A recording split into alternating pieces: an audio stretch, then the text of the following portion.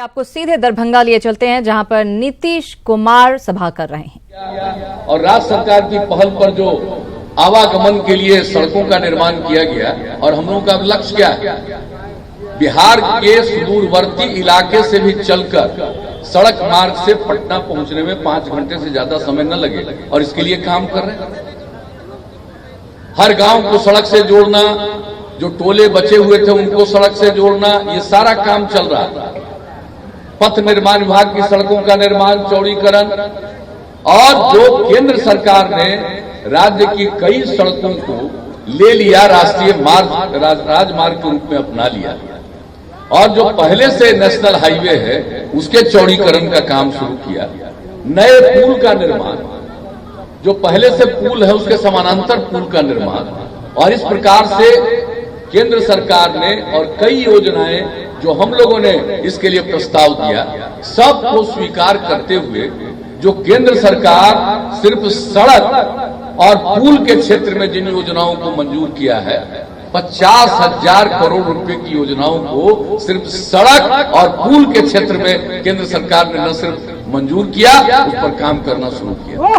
तो अब यही हम कहना चाहते हैं कि देश की प्रतिष्ठा बढ़ाए, गरीबों के उत्थान के लिए काम किया, देश की प्रगति के लिए काम किया, और बिहार जैसे पिछड़े राज्य के विकास के लिए केंद्र सरकार से जो सहायता मिल रही है, तो हम सब लोगों की यही आकांक्षा और इच्छा है कि फिर से केंद्र में मोदी जी के नेतृत्व में सरकार बने और देश आगे बढ़े, देश मजबूत हो, और बिहार के पिछड़ेपन से छुटकारा मिल सके। और बाकी जो यहाँ हम लोगों को काम करने का मौका मिला है, सबको मालूम है भाई, दूसरों को भी काम करने का मौका मिला। कांग्रेस पार्टी को दशकों काम करने का मौका मिला, कई दशक, और एक परिवार को 15 साल काम करने का मौका मिला। पति अंदर चले गए तो पत्नी को बना दिया, और 15 साल सरकार चली और पत्नी को बना दिया तो वो महिला मुख्यमंत्री बन गई। लेकिन महिलाओं के लिए क्या किया? कोई काम किया क्या महिलाओं के उत्थान के लिए? और जब आप लोगों ने हम लोगों को मौका दिया, नवंबर 2005 से काम शुरू हुआ, और 2006 के फरवरी और मार्च में पंचायती राज संस्थाओं का चुनाव था। 2001 में चुनाव हुआ था। न महिलाओं को आरक्षण, न अनुसूचित जाति जनजाति को आरक्षण, न पिछड़ों को आरक्षण था।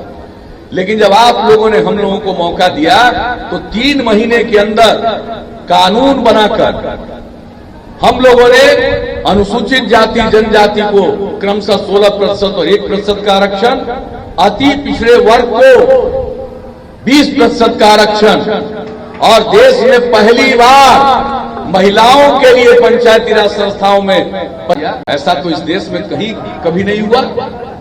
लिखा हुआ था, संविधान में प्रावधान है कि पंचायती राज संस्थाओं में, नगर निकायों में महिलाओं को कम से कम 1/3 आरक्षण दिया जाएगा। और हम लोगों ने ये सोचा कि महिलाओं की आबादी आधी है तो उनकी हिस्सेदारी भी आधी होनी चाहिए, तो हम लोगों ने महिलाओं को 50% का आरक्षण दिया। कितनी महिलाएं पहले मुखिया बनती थी, प्रमुख बनती थी, जिला पार्षद बनती थी? आज बताइए कितनी बड़ी संख्या में। और 3 चुनाव हो गया, 2006 में, 2011 में, 2016 में, और नगर निकायों का चुनाव 2007, 2012 और 2017 में हुआ। अब कितनी बड़ी संख्या में महिलाएं अब जनप्रतिनिधि के रूप में काम करती हैं, अपने इलाके की सेवा करती हैं।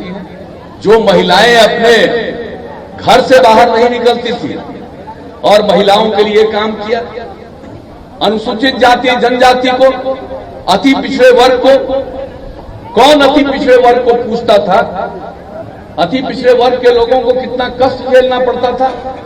आज वह भी सम्मान के पद पर हैं, और अब अति पिछड़े वर्ग के लोग भी मुखिया, प्रमुख, जिला पार्षद बनते हैं।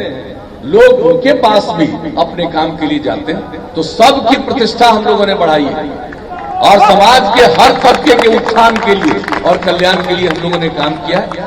और महिलाओं के लिए, महिलाओं के सशक्तिकरण के लिए जो काम हम लोगों ने बिहार में किया है, आबादी आधी है, और एक बात हम लोगों की शुरू से मान्यता रही है कि अकेले पुरुष के बल पर बहुत ज्यादा विकास नहीं हो सकता। जब तक चलिए लोहरदगा की तरफ रुख करेंगे, जहां प्रधानमंत्री नरेंद्र मोदी पहुंच चुके हैं। पीएम मोदी सभा को संबोधित करने वाले हैं। ये वो मंच है जहां पर कुछ ही पल में प्रधानमंत्री नरेंद्र मोदी का आना होगा। लोहरदगा पहुंच चुके हैं, जो अभी खबर मिली है, और जनसभा को संबोधित करेंगे विजय संकल्प रैली के तौर पर।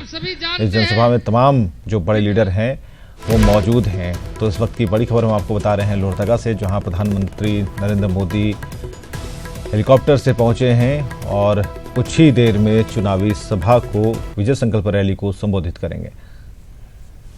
तो मिशन 2014 के तहत रैलियां हो रही हैं प्रधानमंत्री की विभिन्न जगहों पर, विभिन्न लोकसभा क्षेत्रों की तरफ, और ऐसे में ये मंच है जहां पर प्रधानमंत्री नरेंद्र मोदी आएंगे। बीएस कॉलेज स्टेडियम में ये मंच बनाया गया है, जहां पर बीजेपी की विशाल रैली होने वाली है। और प्रधानमंत्री के बारे में खबर ये आ रही है कि वो लोहरदगा पहुंच गए हैं और किसी भी पल यहां पर इस मंच पर वे पहुंच जाएंगे। हालांकि प्रदेश स्तर के जो बड़े लीडर्स हैं सभी इस मंच पर मौजूद हैं और लोगों को संबोधित भी किया जा रहा है। जितने भी प्रदेश स्तर के नेता हैं लोगों को संबोधित कर रहे हैं और ये जानकारियां भी उन्हें बता रहे होंगे। ये जानकारियां मिल भी गई होंगी।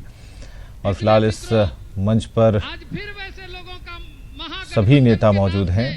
प्रधानमंत्री का इंतजार चल रहा है और लोहरदगा पहुंचने से जुड़ी हुई जो तस्वीरें हैं वो हम आपको दिखाएंगे। इस मंच पर मंगल पांडे भी आपको दिख रहे होंगे पूरी जिम्मेदारी संभालते हुए इस विजय संकल्प रैली की, और एक एक चीज पर गहनता से विचार विमर्श करते हुए कैडरों के साथ।